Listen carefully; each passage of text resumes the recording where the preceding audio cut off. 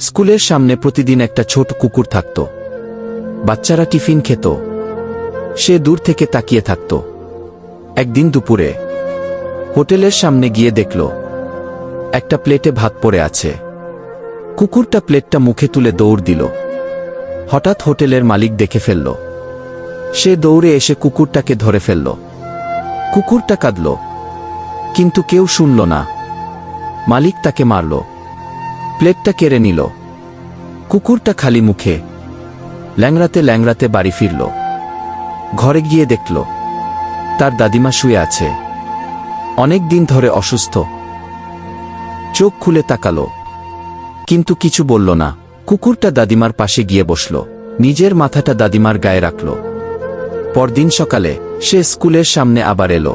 School ছুটি হলো।